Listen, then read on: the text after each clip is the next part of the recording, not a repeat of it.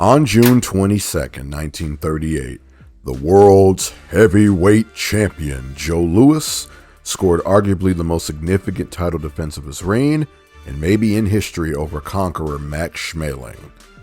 The historical wait extended far beyond boxing and to the battlefields of the pending World War II. After this triumph, Louis would somehow kick his career into a higher gear, as opposed to becoming content. He garnered 13 title defenses spanning from January of 1939 to May of 1941. This frequency is especially insane by today's standards, but was unseen even back then since the bare-knuckle era. To win so convincingly at such a pace is unheard of. They had to be bums, right? Let's find out. On January 25th, 1939, Joe Louis eviscerated his friend, John Henry Louis, with 3 knockdowns in their opening round. It was Joe's favor to his friend, one last big payday before eye issues forced his retirement. On April 17th, 1939, Louis scored his 3rd straight first-round knockout as champion against Jack Roper. Roper tried to pull himself up by the ropes, but was counted out. On June 28, 1939, Louis stopped Tony Galento in 4 rounds. Galento was dropped in the 2nd and bounced back to drop Louis in the 3rd. Years later, Louis revealed that Galento's berating of him made him hate the challenger, and he decided he'd punish the loudmouth before the knockout. On September 20th, 1939, Louis knocked out Bob Pastor in 11 rounds.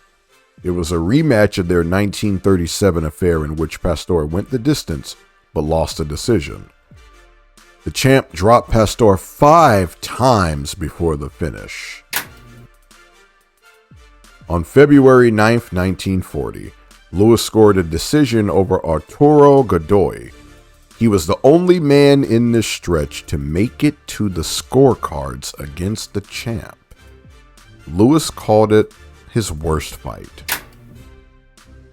On March 29th, 1940, Louis viciously TKO'd Johnny Paycheck in 2 rounds. Paycheck was down for 3 separate counts of 9 in the first before the finish in the second.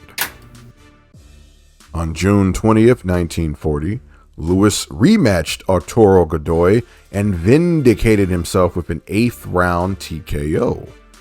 The champ dropped him 3 times before the stoppage.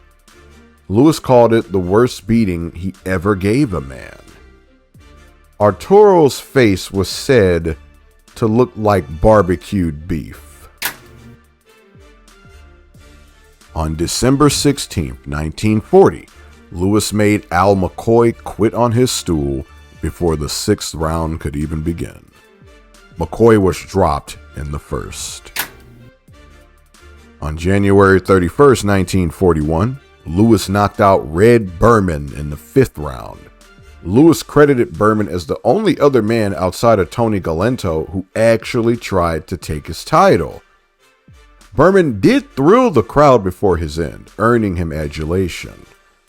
Beyond this, Louis also said that he had to hit Berman the hardest he'd ever hit any man. On February 17th, 1941, Louis knocked out Gus D'Orazio so emphatically that Gus went on after about how the referee shouldn't have stopped it. The problem with that is there was no interference. Louis landed a right that planted the challenger on his face. On March 21st, 1941, Joe Louis, in a bout scheduled for 20 rounds, stopped Abe Simon in 13 rounds after 4 knockdowns.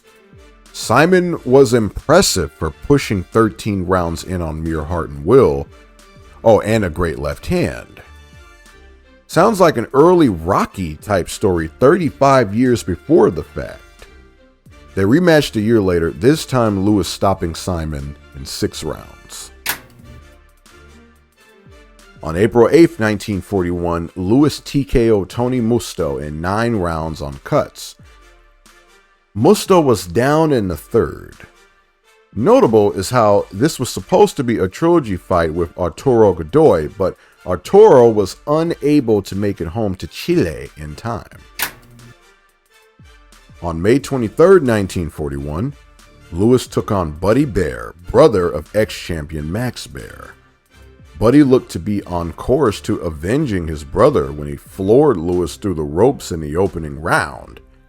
Lewis answered and stormed back to play whack-a-mole with Bear in the 6th. 2 knockdowns, Bear barely beating the 2nd. The bell rang, but Lewis didn't hear it as he rushed to crush Bear again with a right. Buddy never recovered, and his corner insisted Lewis be disqualified. Funny enough, their refusal to leave the ring led to Bear being disqualified. In their rematch the next year, Lewis vanquished Bear into retirement via first-round knockout. Billy Conn would officially end the Bum of the Month Club not even a month later on June 18th, 1941. The battle was a historic chapter in the history of light heavyweight champions stepping up to face heavyweight champions. Conn was winning before he was knocked out in the 13th. He knocked out Conn again 5 years later after their World War II services concluded. Okay, let's address the elephant in the room, the very name of this club. Why am I, the author of the Boxing Encyclopedia, even addressing a club of so-called bums unironically? Simple. They weren't bums. It was just a derogatory means of display, showing how Joe Louis made the top contenders of his time look lesser than. John Henry Lewis was light heavyweight champion, himself spawning a chapter in the rich history of Big Brother versus Little Brother. Tony Galento did manage to drop Lewis, almost backing up his trash talk. Arturo Godoy was the New England heavyweight champion. Clarence Red Berman thrilled the crowd for 5 rounds before meeting his end. Abe Simon played the Chuck Wepner role of his time by going far beyond expectations, even in defeat. Another real-life Rocky here. Buddy Bear was leading on the scorecards before the disqualification. Beyond this, the 12 challengers were solid, 9 ranking in Ring Magazine's top 10. 5 of them were top 10 the year they fought Lewis. Here are the rankings. Outside of the bum of the 29-month stretch for the individuals as far as when they fought Lewis, Tony Musto peaked at rank 9 in 1942. Gus D'Orazio peaked at rank 5 in 1943 and also clocked in at 9th in 1938. Red Berman peaked at 7th in 1938, and Johnny Paycheck peaked at 6th in 1939. I hope this puts into perspective how the Bum of the Month Club was more of a storied chapter in the Brown Bomber's legacy than a knock on it. Remember, he did all this after hitting a career peak of fulfillment, the night he demolished Max Schmeling and vindicated his reign and entire career. For 29 months, Joe Louis was invincible. He was so great that all who dared to oppose him were deemed bums.